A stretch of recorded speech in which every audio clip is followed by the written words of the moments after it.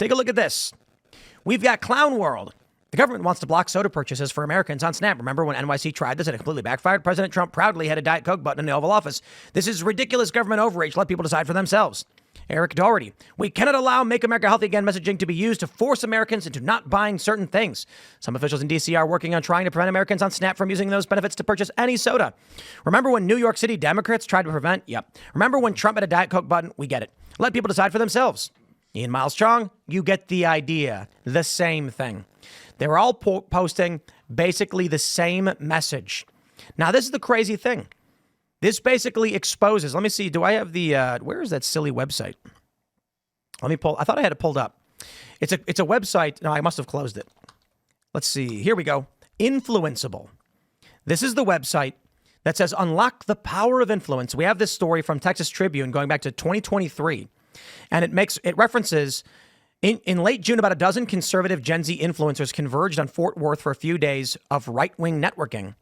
They go on to mention the event was sponsored by a fledgling company, Influenceable LLC, that recruits young conservative social media figures to promote political campaigns and films without disclosing their business relationship. That's illegal, by the way. On its website, the company touts itself as the world's largest network of digital activists and offers clients the power to cultivate a community of influencers to leverage their credibility. So here we have it. Let's see what happens when I go for influencers. Let's sign up. Get paid for being yourself. I'd like to get paid for being myself. Wait, what happened? Oops. Uh-oh. We're sorry. The form is no longer here. Gee, did maybe something happen recently where they started removing their influencer sign-up page? So we did get a response from Chad Prather, who says, I'm a comedian, I'm a conservative, I'm a man that makes mistakes. I love the values that I share with many of you. I'm often asked to share things. He says that he was no, I didn't take a payment for sharing it. I've had a large following for years, etc. Eric Doherty says, that was dumb of me, massive egg on my face. In all seriousness, it won't happen again. I don't think it matters. We got ourselves here a conundrum, boys. If we're looking at what I describe as Donald Trump in a wartime presidency, they tried to put him in prison. They arrested his lawyers. There were 2 assassination attempts. This is some degree of conflict. There is warfare afoot. We are not in a civil war. I'm not saying that.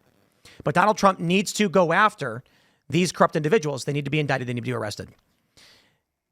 Where are we at on this one? Because I'm conflicted, as I often am. I find this scummy.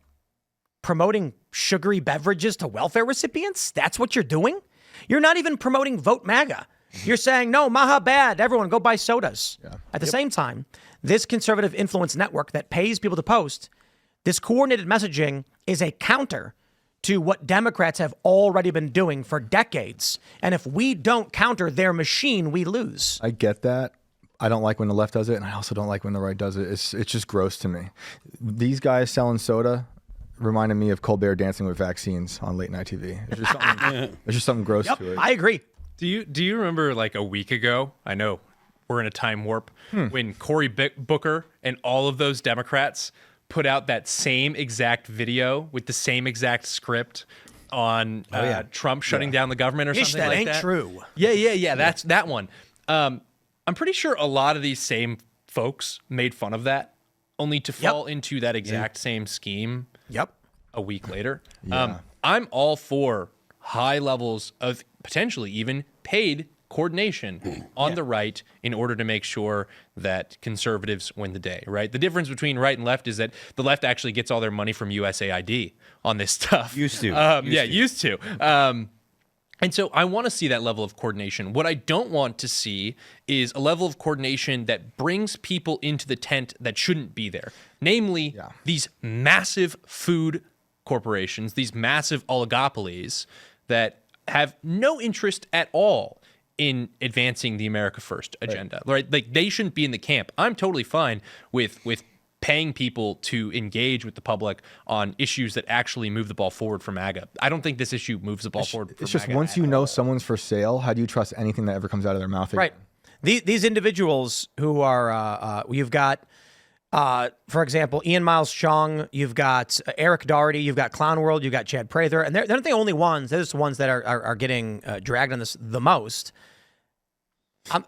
These are people, guys, with all due respect, I know some people have apologized to some degree. You know, Chad said, he said, I didn't get paid for this. So if that's true that he didn't get paid for this, then fine.